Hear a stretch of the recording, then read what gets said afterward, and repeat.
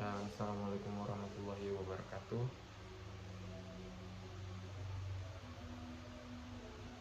Baik, Shalom, Om Swastiastu, Namo Buddhaya, salam kebaikan dan salam sejahtera untuk kita semua. Jadi bagaimana kabarnya teman-teman? Saya panggil teman-teman saja ya supaya kita lebih akrab. Jadi bagaimana kabarnya teman-teman? Alhamdulillah baik ya. Jadi mari kita, sebelum kita memulai kegiatan, mari kita berdoa menurut agama dan keyakinan masing-masing. Bapak yang pimpin doanya ya. Doa dimulai.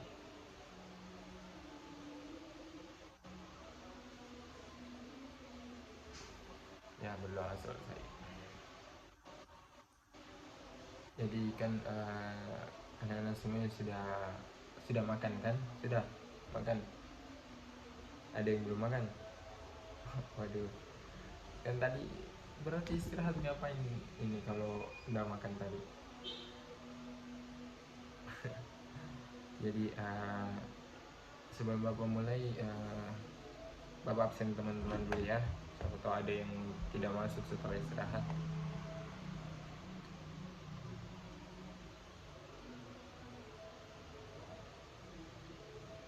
Andi, Rizky, Fikran, Tafli, Halik, Fahmi, Syahrul, Iksan, Nata, ya hadir semua ya. Jadi terima kasih atas kehadirannya adik-adik semua.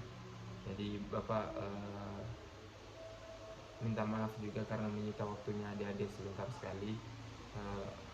Sebelum Bapak mulai, kita baiknya kalau buat kesepakatan waktu dan kesepakatan waktu itu nanti digunakan dan anak-anak ingatkan Bapak apabila sudah mencapai kesepakatan waktunya bahwa mungkin akan mengisi kelas kalian ini selama 20 menit. Jadi bagaimana anak-anak ini setuju? Ya baik. Nah kalau anak setuju, mari kita mulai ya. Jadi di sini Bapak akan memberikan layanan klasikal terkait dengan topik meningkatkan motivasi belajar. Nah baik, adapun definisi daripada motivasi belajar itu sendiri, yaitu motivasi sendiri berasal dari kata Latin, yaitu movere, yang artinya dorongan atau daya penggerak. Nah, ada ahli atau orang yang ya ahli lah, ada ahli yang bernama Fillmore H. Stanford. Nah, dalam buku Mangkunegara ini, si Fillmore mengatakan bahwa motivation as an energizing condition of the organism that suffice to direct that organism toward the goal of the current time class. Ada yang tahu artinya? Nah, artinya itu motivasi sebagai suatu kondisi yang menggerakkan manusia ke arah satu tujuan tertentu. Nah, ada juga ahli lain yang bernama Sardiman yang mengatakan bahwa motivasi itu dapat dikatakan sebagai daya penggerak dari dalam dan di dalam subjek untuk melakukan aktivitas-aktivitas tertentu dan mencapai suatu tujuan. Nah, teman-teman, dalam kegiatan belajar itu motivasi sangat diperlukan untuk membangkitkan gairah belajar siswa-siswi sehingga kegiatan belajar itu dapat berjalan sebagaimana mestinya atau berjalan dengan baik. Nah, adapun pengertian motivasi belajar menurut Sadirman adalah keseluruhan daya penggerak di dalam diri siswa yang menimbulkan kegiatan belajar, yang menjamin kelangsungan dari kegiatan belajar dan memberikan arah pada kegiatan belajar. Nah, sehingga tujuan yang dikehendaki oleh subjek belajar itu dapat tercapai. Nah, subjek belajar sendiri itu di sini yang dimaksud adalah kalian atau siswa. Nah, ada juga pendapat yang berasal dari ahli bernama Uno. Nah, di sini dia mengatakan bahwa motivasi belajar itu merupakan dorongan internal atau yang berasal dari dalam, dan eksternal yang berasal dari luar. Nah, dorongan internal dan eksternal ini ada pada siswa yang sedang belajar untuk mengadakan perubahan tingkah laku. Nah, pada umumnya dengan beberapa indikator atau unsur yang mendukung. Nah, dari beberapa pengertian menurut para ahli tadi, ada yang bisa menyimpulkan apa definisi motivasi belajar. Nah, Rafli, boleh ya.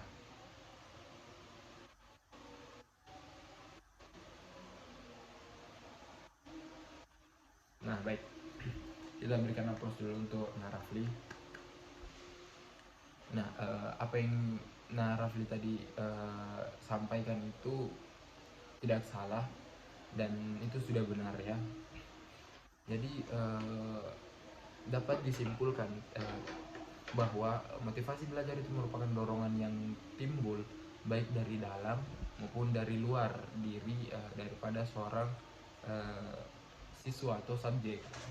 Nah, dorongan-dorongan ini mampu menimbulkan semangat dan kegairahan belajar serta memberikan arah pada kegiatan belajar sehingga tujuan yang dikehendaki itu terjadi sampai sekarang, tercapai sampai sekarang. Nah, kan tadi sudah Bapak jelaskan mengenai definisi motivasi belajar. Nah, yang kedua itu ada faktor yang mempengaruhi motivasi belajar. Nah, faktor-faktor yang mempengaruhi motivasi belajar ini terbagi menjadi 4. Oh tidak, terbagi menjadi 5. Yang pertama itu cita-cita dan aspirasi.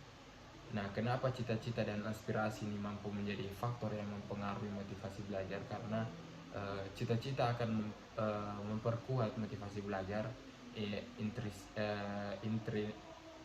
intrinsik maupun ekstrinsik. Nah, sebab tercapainya suatu cita-cita akan mewujudkan aktualisasi diri. Yang kedua yaitu kemampuan pribadi. Nah, keinginan seorang anak perlu dibarengi dengan kemampuan atau kecakapan mencapainya. Secara singkat atau secara ringkas dapat dikatakan bahwa kemampuan akan memperkuat motivasi untuk melaksanakan tugas-tugas perkembangan. Adapun yang ketiga itu kondisi pribadi. Nah, kondisi pribadi yang meliputi kondisi jasmani dan rohani memperkuat motivasi belajar.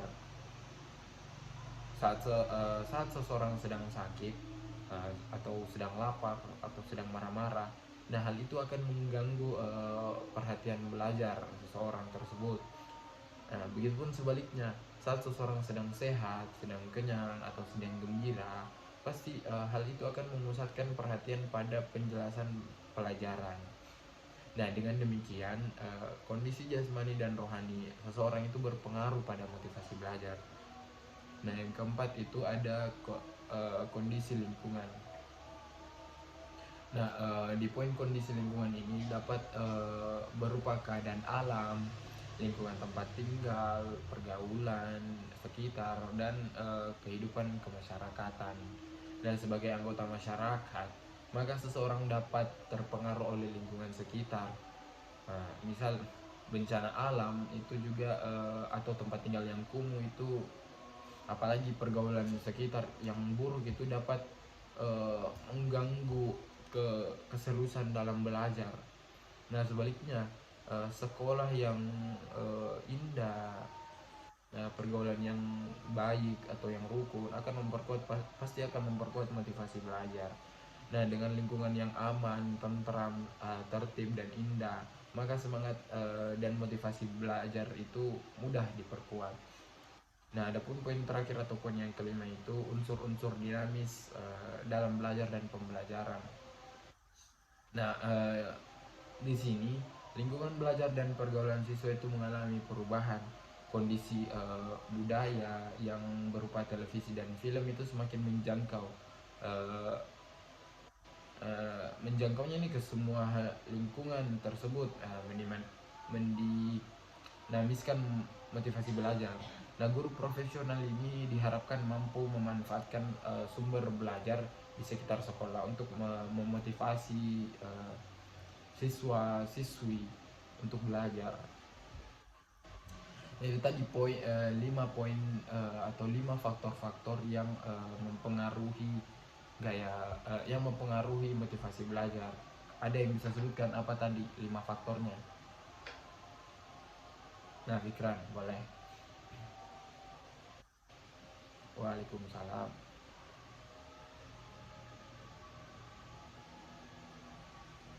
Nah, betul sekali. Kita berikan aplaus dulu untuk teman-teman. Teman-teman berikan aplaus dulu untuk Nafika. Nah, jadi betul sekali apa yang disampaikan oleh Fikran tadi, bahwa 5 faktornya itu: yang pertama cita-cita dan aspirasi, yang kedua kemampuan pribadi, yang ketiga kondisi pribadi, yang yang keempat itu kondisi lingkungan, dan yang kelima itu unsur-unsur dinamis dalam belajar dan pembelajaran. Nah, adik-adik juga teman-teman sekalian juga mungkin bertanya, bagaimana cara kita meningkatkan motivasi belajar tersebut. Nah, di sini Bapak akan menjelaskan ada beberapa cara untuk meningkatkan motivasi belajar tersebut. Nah, yang langkah pertama itu membuat agenda belajar. Nah, dengan membuat agenda belajar ini untuk meningkatkan motivasi belajar adalah dengan membuat agenda yang jelas. Nah, agenda belajar akan membantu kalian untuk mengatur waktu dan materi apa saja yang harus dipelajari. Nah, dengan demikian teman-teman sekalian ini pasti akan lebih fokus dan konsentrasi dalam belajar. Cukup dengan membuat agenda belajar yang teman-teman lakukan ini pasti akan menjadi lebih efektif dan lebih efisien. Nah, yang kedua itu menentukan gaya belajar. Nah, menentukan gaya belajar ini, setiap orang harus menentukan atau harus memiliki, bukan harus sih, lebih tepatnya karena semua orang itu memiliki gaya belajarnya masing-masing. Nah, setiap metode pembelajaran ini memiliki kelebihan dan kekurangan. Nah, teman-teman ini harus menentukan teman-teman sendiri itu masuk seseorang yang bertipe apa. Nah, gaya belajar tersendiri itu terbagi menjadi 3. Ada visual, ada auditory, dan ada kinestetik. Nah, visual itu adalah gaya belajar yang lebih menyukai belajar sambil melihat gambar atau menonton. Nah, kinestetik ini adalah gaya belajar yang lebih menyukai belajar sambil mempraktekkan. Nah, adapun auditori ini adalah teman-teman yang gaya belajarnya itu lebih senang kalau belajar sambil mendengarkan sesuatu, entah itu mendengarkan musik, entah itu mendengarkan apa mendengarkan video-video pembelajaran. Jadi sama dengan visual juga tadi bisa sambil menonton video-video pembelajaran. Nah, beda dengan kinestetik ini lebih ke sambil mempraktekkan apa yang ia pelajari. Nah, dengan teman-teman ini mengetahui gaya belajarnya, nah teman-teman pasti bisa menyelesaikan diri dengan materi yang akan teman-teman pelajari. Jadi teman-teman harus menentukan gaya belajarnya. Nah, adapun yang ketiga itu ada istirahat. Nah, istirahat ini termasuk salah satu faktor penting dalam proses belajar. Belajar terus-menerus tanpa memberikan waktu istirahat itu pasti membuat otak akan lebih lelah. Nah, otak dan tubuh juga itu pasti akan lebih menjadi lebih cepat lelah ya. Nah, dan prosesnya itu pasti tidak akan menjadi maksimal. Nah, yang keempat yaitu teman-teman harus menghindari gangguan belajar. Nah, seringkali gangguan belajar ini menghambat proses penyerapan materi. Untuk memperoleh suasana yang baik, teman-teman harus menghindari gangguan belajar yang mungkin terjadi. Nah, teman-teman harus atur waktu untuk kapan bermain gadget, kapan bermain sosial media, kapan menonton TV, dan kapan bermain game online. Nah, teman-teman harus mengatur semua itu supaya tidak mengganggu waktu belajar yang efisien buat teman-teman semuanya. Nah, yang kelima itu teman-teman harus mencari suasana yang tepat. Nah, sebenarnya menurut Bapak ya, tidak ada istilah suasana yang tepat, karena suasana akan menjadi tepat jika teman-teman ini bisa mengontrol dirinya sendiri. Nah, teman-teman harus cari tempat belajar yang nyaman dan buat teman-teman ini fokus dalam belajar. Kalau perlu putar musik supaya teman-teman lebih rileks ya. Nah, yang keenam itu belajar bersama teman. Nah, jika teman-teman sekalian merasa bosan atau malas belajar sendirian, nah belajar bersama teman ini bisa menjadi solusi untuk mengatasi rasa bosan dan rasa malas tersebut. Nah, selain menjadi motivasi dan penyemangat, saya rasa teman juga ini bisa menjadi bisa membantu kita saat kita mengalami kesulitan, teman-teman ya. Nah, karena belajar dengan sistem diskusi itu biasanya membuat kita menjadi lebih mudah untuk memahami sesuatu. Ya, tapi ada tapinya ya. Jangan sampai belajar bersama teman ini menjadi uh, tidak efektif karena terlalu banyak digunakan untuk ngobrol atau bermain, teman-teman.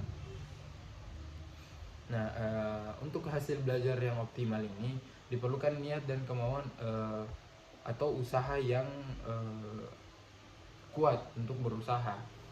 Nah, kegigihan dan kepercayaan diri itu diperlukan supaya kita ini tidak gampang menyerah saat berproses. Hal-hal yang teman-teman perlu ingat, komitmen itu diperlukan untuk mencapai sesuatu yang diimpikan. Jangan pernah lupa untuk terus berdoa sama Tuhan dan meminta restu orang tua. Nah, teman-teman ini harus terus berlatih agar kesuksesan itu uh, bisa digapai semudah, ya, bisa mudah digapai. Karena ada pepatah yang mengatakan berakit-rakit dahulu lah, berenang-renang kemudian. Teman-teman ini selalu sering diberikan pilihan, karena hidup itu pilihan. Jadi teman-teman yang memilih bersusah-susah sekarang, lantas di kemudian hari menikmati apa yang teman-teman usahakan, atau sekarang bersantai-santai, lantas kedepannya teman-teman akan bersusah payah. Oke. Nah, baik. Jadi itu saja pemberian layanan klasikal dari Bapak. Mengingat waktu sudah uh, waktu kita ini sangat terbatas. Kalau ada yang teman-teman ingin pertanyakan atau ada yang Bapak sampaikan kurang jelas, teman-teman bisa langsung hampiri Bapak di ruangan BK. Kapanpun Bapak menerima, oke. Bapak juga akan share nanti nomor WhatsApp-nya kepada teman-teman sekalian supaya teman-teman ini bisa menghubungi Bapak terkait kalau ada yang anak-anak sekalian atau teman-teman sekalian ingin ceritakan, silahkan ya, jangan sungkan untuk bercerita karena Bapak akan terima cerita teman-teman, mendengarkan cerita teman-teman. Itu saja pemberian layanan dari Bapak. Lebih dan kurangnya mohon dimaafkan. Wallahul muwaffiq ila aqwamit thoriq. Assalamualaikum warahmatullahi wabarakatuh.